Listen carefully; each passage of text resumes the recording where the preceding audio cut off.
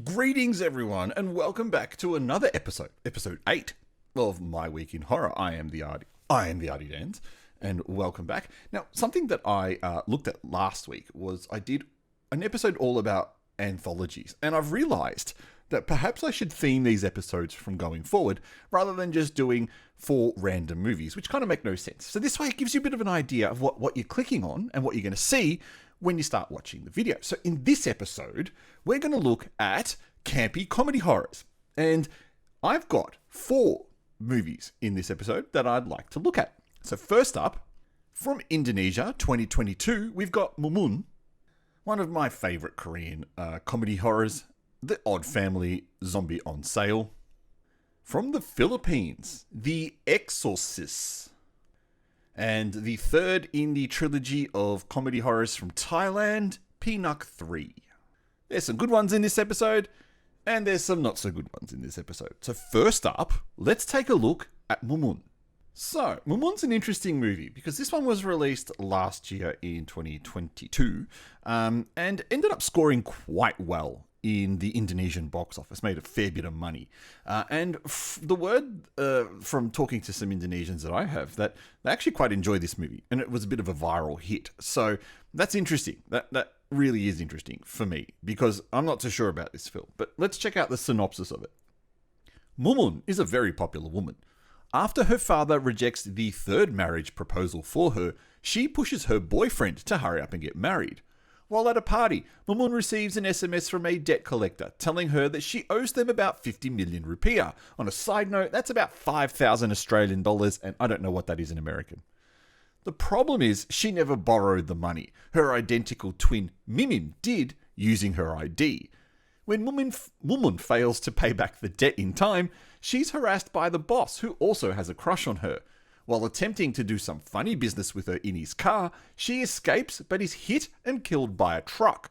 However, as should be tradition with the Muslim faith, Hussein the gravedigger forgets to untie her shroud rope, which would allow her spirit to enter the afterlife. Annoyed and returning to Earth as a pocong, which is a kind of Muslim zombie, she haunts her attackers until Hussein can help her out. So what we have here is a pocong movie, which is a typical Indonesian zombie type movie. And if I could relate, if you don't know what a pocong is, if I could relate that to something that you might know, think more of those Hong Kong, those red zombies that put their arms out that bounce. It's kind of like a pocong, except it's all white, and it's got like it tied, the shroud, the sheet is tied there, so it's got kind of like what it looks like a nipple at the top. It's not a nipple, but it looks like, for lack of a better word, there. And the face is exposed. And the Muslim tradition says that when someone is buried in the shroud, the rope needs to be untied so that the spirit can be released after a certain amount of time. Otherwise, the soul gets restless on Earth. So that's the pocong. And I've explained that pretty badly, and there are shitloads of movies about pocongs, including a really cool one that's been banned called just pocong. So the thing with pocong movies is that they're very hard to take seriously. Like the Hong Kong bouncing zombie movies, they look more ridiculous than scary, regardless of how much makeup that you put on the person. And I'll flick up some shots of Mumun. They've tried to do it with her. It doesn't look scary. So they know this. So thus, making a comedy movie makes more sense. The problem with this movie is it goes a little bit slapsticky at times, and I don't know much about Indonesian comedy to know whether that's funny or not. And I only look at my own taste and go, I don't find this funny. There are some genuine funny bits, but that mostly comes down to dialogue and not the stuff that you're seeing on the screen. The movie has some really annoying characters. Hussein the gravedigger is a bit of an idiot. The three guys that work for the debt collector are fucking morons, and they're just awful. And when those 3 characters plus Hussein plus the security guard are on screen together, it's just kind of, skip the scene. It's dumb. Maybe there are people out there who laughed at it. I certainly wasn't laughing at it. And watching Hussein climb a tree like a cat to try and get away from a pocong who's standing right behind him, I don't know. I've seen it before in other movies, and it's not funny. excuse me, the movie has a bit of a streak of violence to it, which feels weird for a comedy horror. And the violence can sometimes be just a little bit too much. And watching Mumun get run over, like, she doesn't just get run over, she gets flung. It's just thinking about it, it's quite comedic how she dies. Because the car hits her, she just goes flying.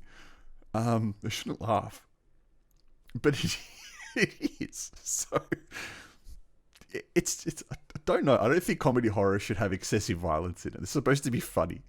But then that leads me to the main actress, who's got a cool name, Acha. I forget her last name, but her first name is Acha.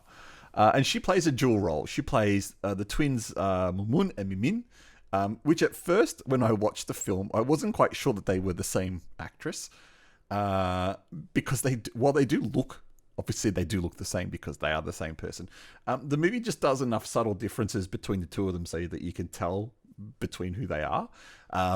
But clearly the actress has had a great time playing two characters and then playing a third character in Pocong Mumun, which is what they call her later on in the film. So with this film, I feel it's kind of hard to recommend because I'm not sure, again, your mileage may vary on comedy and again on Indonesian comedy as well, but it's probably one you should give a shot to because it's got some very nice restraint effects. It's actually got a really good CGI effect later on in the movie towards the end, when they finally help Mumun, and it's a really great effect. That one I'll give them credit for, and it seems like they saved their entire effects budget for just that one effect, and I'm glad they did, rather than wasting it on a whole bunch of shitty effects throughout the movie and then the end looks crap. They've just gone all out on this one effect at the end of the film, and it looks terrific. What I actually found a bit stupid about the whole film was that they knew, Hussein knew pretty quickly, that all he had to do was untie Mumun's shroud and her spirit should pass over. Yet he doesn't do it. He takes the whole movie and then remembers, oh yeah, I have to untie her shroud, which is kind of dumb because he also mentions it towards the start that he has to untie his shroud. He just hasn't done it. So the whole movie could have been avoided, Hussein, if he'd have just untied her shroud at the start. But then we wouldn't have had Mumun. So yeah, your mileage is going to vary on it. So using the ghost rating, which stands for great horror or stupid trash, I'm going to be generous and I'm going to award this 3 ghosts because, look, it's not up there with Indonesia's 2022 horror output, but it is not a bad comedy horror. It's just an acquired taste. So if you can stick with it, there is something to get out of it, and it's a fun story. It's a fun movie to watch. It's just got a little bit of bits that kind of make it a little bit awkward. So that's Mumun from Indonesia. Now, on to the next film. My major disappointment with this film is that every time I talk about it, the videos never get any plays. So this is why I'm trying a third time to talk about this film. It is The Odd Family Zombie for Sale. It is so good that I actually own a Blu-ray of the film. I love it. This is one of my favorite comedy horrors from Asia. So I think you're going to know where this review is going to go. So let's check out the synopsis. The Parks are a family of small-time scammers. There's the grandfather who cheats at cards, the oldest son and his pregnant wife who run the local petrol station, the younger brother who returns to the village after being fired from his job in Seoul, and the youngest sister who has a habit of killing rabbits. A zombie is loose on the town and their grandfather gets bitten. However, instead of turning into a zombie, his body recovers some of its youth. Determined to get rich quick, the Park family exploit the zombie, whom they rename as Jongbi after one of the sister's dead rabbits, to sell an opportunity to get bitten by him to all the townsfolk.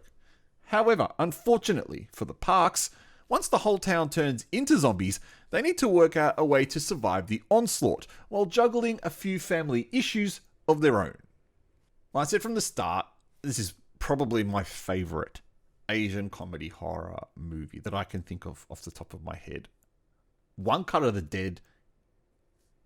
No, I think this is better, more funnier than One Cut of the Dead. But One Cut of the Dead is a great film. We'll talk about that another day. But this one from Korea is your standard Korean zom-com with a bit of rom in it. It does nothing remarkable other than just being a charming film. The gags work extremely well. Visual gags that keep your interest at times, characters that are just really fun to watch. Movies live and die by their characters. I always say this, and if the characters are shithouse, as with almost every American movie made in the last 20 years, where they all have shithouse characters, which makes it impossible to enjoy a movie, such as Bodies, Bodies, Bodies. What the fuck was that? This movie is different because all the characters are really, they're all charming. The older brother and sister run this kind of scam at the petrol station where they just overcharge people for, maintenance work on their cars and little things like that. But they know this because they've essentially got a monopoly on the town. They can't go anywhere else. The grandfather is awesome because he's a grifter at cards and always cheats his way through. Look, you probably know I'm going to say this. I think the sister is adorable. She's a beautiful actress, and every time she's on scene, it's just funny. She's great to watch. And then you've got the zombie, who is the slow, lumbering zombie who takes a hit from the sister kicks him in the nuts and punches him, and he gets hit by a truck. The zombie actually, and it's just the one zombie, he's quite charming. Hilariously, he's a vegetarian, so I do love the fact that they feed him cabbages and just put hot sauce on it and feed him that way, because he's not really interested in eating brains. He is interested in biting people, though. So the whole grift of the movie comes by this family of scammers wanting to make money after they see that the grandfather has started to regain some of his agility in his youth. And it kind of works. They get the whole townsfolk line up to get bitten on the arm, and they do start, everyone starts turning young, but then all hell breaks loose. Then they actually start turning into zombies that they need to do something about. And so their petrol station where they live becomes this kind of fortified base where they try to take on all the zombies from there. And then, the movie ends with them turning it into a business where, now they're the odd family who go around Korea hunting zombies for people using zombie as their main mascot. But not everything of the movie is good. And this the usual Korean trope, especially back from 2018, 2019, this movie was released in 2019, of a lot of overacting. And there is just a lot of overacting in the movie, which kind of makes sense for a comedy horror. But if you're not a fan of melodrama, and if you're not a fan of just ridiculous overacting, this movie has it in bucket loads, so just be careful. Literally the only one who doesn't overact is the zombie, because what can he overact on? The movie's also a fraction too long. And I've seen it twice, and I enjoyed it both times I've watched it, but can't help but feel, and this is a Korean habit here, but I can't help but feel that don't be afraid, Korea, to make 90-minute to 100-minute movies. It's okay. You don't need to make 2 hour, 2 hour 10, 2 hour 20 movies. I made a joke about this once on, I was looking at a top 10 list of Korean movies from last year, and of the top 10, I'm pretty sure 8 of them were clearly over 2 hours long. I like to sit and watch movies, don't get me wrong, but as soon as I see a runtime of 2 hours, I just think, oh fuck, I've probably got better things to do. Last night I watched Project Wolf Hunting. That was 2 hours and 10 minutes, and I really thought, oh, I've got better things to do than that. And speaking of where the movie could have got back some time, well, probably in the intro. You could have probably trimmed the intro down a bit, and towards the end. There's too much zombie horde bits, which is a bit funny because it's a zombie movie, but, trim, 100 minutes, boom, there's your film. So who would the movie appeal to? If you like stuff like Shaun of the Dead, or if you like stuff like Zombieland, then I think this is a movie for you. Just bear in mind that there is a slight romantic element in the movie. It's a zom-com rom. But if you did like those films, it's not excessively violent and it's not excessively gory. It does have, your Korean trademarks to it. But if that's the kind of thing down your alleyway, then I really think you should give this a shot. So The Odd Family, Zombie on Sale, using the ghost rating, great horror or stupid trash, because I've already said it's one of my favorite movies, because I've already said I like it. It gets 4 ghosts because of that. The movie came about at the right time for me. I was looking for something different, and Koreans make far too many zombie movies. Far too many. So this movie has actually differentiated itself from the crowd. I fucking hated #Alive. If you've seen #Alive, it's awful. Don't get the appeal of that film other than the chick that's in it. Otherwise, it's awful. But this one's great. So 4 ghosts for the Odd Family zombie on sale. I think I'm unique with this one. Now, onto a special message from me. Pardon the interruption, everyone. I thought I'd just take a brief moment of your time to tell you about how the Artie Dans is on all those social media sites. So firstly, you can find me on Facebook at Artie Dans. You can find me on Instagram at the Artie Dans. You can find me on Reddit as the Artie Dans. You can also find me on the web at www.theartiedans.com. And you can also find me on Odyssey as, take a guess, the Artie Dans. Thank you, and let's get back to the video. Thank you, Dan, for that brief interruption. Now we're getting back onto the episode. And for the third movie tonight, we're going to go to the Philippines and look at something called the ExorSIS. So look at the title very carefully, ExorSIS, S-I-S. Now this is more of a parody movie than a proper comedy horror. But, by definition, parodies are comedy movies. So this is what this movie's doing. It is a parody of The Exorcist, the 1973 American horror movie that was released the day after Christmas. And interestingly, this movie was released on Christmas Day in the Philippines. So let's check out the synopsis of this one. Gina lives with her sister Danny and runs the family grocery store along with several employees. Their relationship is frosty as Gina blames Danny for the death of their parents. Gina's dream is to study a business course in Australia. And when her scholarship is granted, she has an argument with Danny and wishes that she was cursed. In true movie spirit, that's exactly what happens. A restless spirit overtakes Danny's body, and Gina has 40 days to get rid of it by helping it find the source of what's keeping it from passing over. There's a great little metaphor in the story here too that will become very clear as you watch it. So, as with all parody movies, your mileage of them will vary depending on how much you know the source material. And in this case, the source material is 40 plus years old. So, they clearly know that the audience is not going to know too much about The Exorcist, unless, for some unknown reason, The Exorcist is really popular in the Philippines. So what this movie's done instead is it's added a lot of pop culture elements to it. And it's added a lot of it's modernized a lot of things so that there is something that links directly and talks directly to the audience. It does keep some of the elements of The Exorcist in there. So you've got the vomiting, you've got the head spinning, and you've got the backward crab walk down the stairs. They all still are in the film. And that way you get this, as well as the title, you get the link back to the source material. But what the movie does add to it is the kind of influencer and meme culture to it. So if that's something that you're into, if you're a big meme channel watcher, you're going to get a lot of that content in this film. It's got a modern vibe to it. There's the quest to be YouTube famous, which God knows, I don't want to be YouTube famous, but I'm having fun here. There's always mentioning of liking and subscribing, which is what you should do, like and subscribe. It's a good idea. There's there's jokes about mobile phone signals, about receiving scammer phone calls. I believe the bit, when I remember it correctly, when she's getting the phone call from Australia to say that she's got the job, she thinks it's a scammer. So that's quite funny. It's the reverse.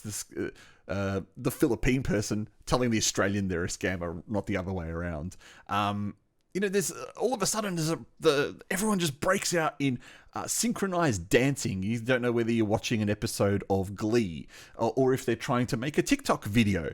And there is another really funny scene towards the middle of the film where the Exorcist comes over and they all just start ordering milk tea,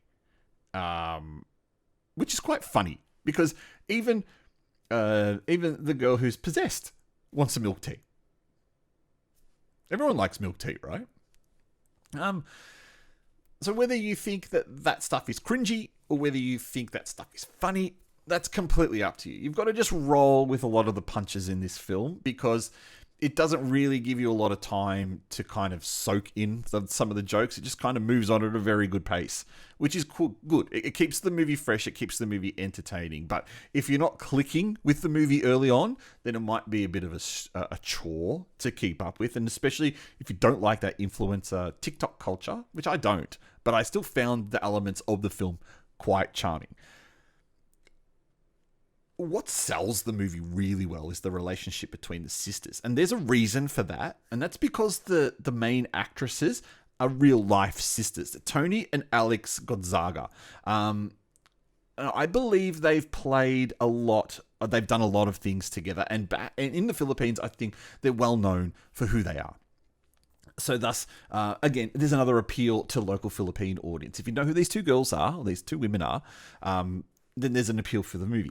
And I have to say, it was really brave of one of the actresses, because they're both very pretty, but it was brave of one of them to keep this grotesque makeup throughout the whole film. That's really good. Actors who are willing to do that score points in my book. I remember Carl Urban from Judge Dredd. A lot of people knocked back that movie role, from what I understand, because you couldn't. Their face wouldn't be seen on screen because of Judge Dredd's mask. But Carl Urban took it on, and that's why I fucking love Carl Urban. Side note, but also, if you like Dredd, we can be friends. The movie also doesn't go over the board with effects. You've got practical, you've got CGI, and they never really get in the way. The CGI is used to enhance things like the head spinning, which, back in the 70s would have been done with practical effects. Now you can do it on CGI. Let the computer take over. It still looks good. It doesn't probably look as... Well, it doesn't look as fake as a practical effect of the head turning would be. But, it's good. Like the last movie, Zombie Family, it's just a little bit too long. And 2 hours for a comedy horror, I feel, is just too long.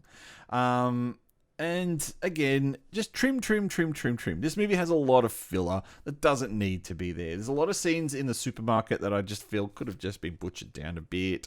A lot of scenes it just could have done a really good trim. And if you want to know how to really perfect the horror parody formula, look, Scary Movie did it really well. Scary Movie in the late 90s, early 2000s, Scary Movie 1, 2, and 3 perfected the formula really well and knew what they were doing, and should have set the benchmark for how to do comedy horror parody movies. This movie is not quite there yet, and it'd be interesting if they ever made a sequel to this one. I can't see why you would, but stranger things have happened. And it's a Filipino movie, so give it a shot. How often do you see horror movies from the Philippines? We've covered a few on this channel already, and I will cover a lot more, but never seen a comedy horror from there. So give it a shot, seriously. It makes no apologies for the fact that it is not scary. It is a comedy horror. So thus, using the ghost rating, great horror or stupid trash, 3 ghosts. It deserves 3 ghosts because of what it tries to do. It tries to be funny. Most of the time it succeeds. It really does. It gives you that parody element, and it also makes it topical. Now, this movie will age badly. In 10 years' time, when people look back at it and go, what the fuck's TikTok? What the fuck's YouTube? What the fuck are they doing all this dancing for? It is a product of its time. So you've only got a couple of years to watch this movie so it makes sense. So that's The ExorSIS. Don't watch it in 10 years' time. Try and watch it now so it makes sense. On to the last movie of the episode, and it is a stinker. I hope you've been enjoying the episode so far. Comedy horrors are they're very acquired taste, and you've really got to get into them or not. And so far, the 3 movies that we've looked at in this episode have been great. I've enjoyed all 3 of them, especially The Odd Family. But this one, try as hard as I could not get into it, and they just keep getting worse and worse with every movie in the series. So I did watch the first Peanut movie and thought it was okay. I skipped the second one and then came back to watch this third one. And my God, it is a disaster. So let's check out what it's about. Faust and Ballon, or First and Balloon, as us Westerners would say it, returned to the monastery where they were ordained to help their friend Odd, who has been cursed by an amulet belonging to a long-dead monk, which is slowly causing Odd to grow scales. Now, as more senior monks, they track down the source of the curse to a small monastery where, with the help of the head abbot, they can calm the spirit, allowing odd to be ordained. If you know anything about this movie, you will know it is about three very campy gentlemen who decide to get ordained as monks in order to... Well, one of them does it in order to please his father. I think the other ones do it just because he's going to do it. I'm struggling to remember the first Pinocchio, but look, it very much plays on the whole Thai element of girly men, and thus there is the element of, well, you just know what I mean, right? So the fact that I don't like this movie doesn't mean I'm homophobic or anything like that, right? It's certainly not it. Because I quite like the characters. They're not bad, but they're in small doses. And this movie doesn't have small doses. This movie has big doses. And big doses of annoying characters is not good. I have always struggled with the Pinocchio movies to laugh with them rather than at them. And if I remember correctly, actually this one has a really funny gag with a coffin and an iPhone. I'm pretty sure it does. Which did make me laugh. But this is not good.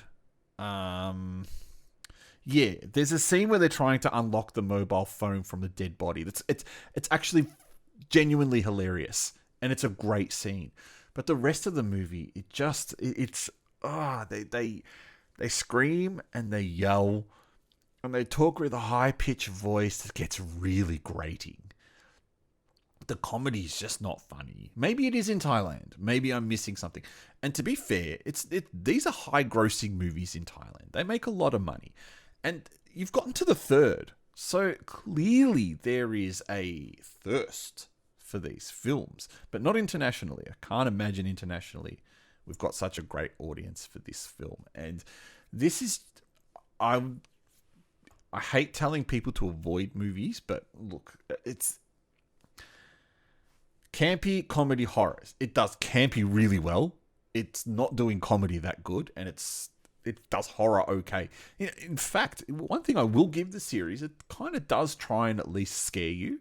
There are some great looking ghost makeup effects, and the main bad ghost thing in this movie doesn't look too bad. He's on the thumbnail of this video, in the background of the thumbnail. So I really liked that makeup of him, but I just can't do it. It's another long, long movie that you can watch it in 2 times speed and just know, yep, I've got it over and done with.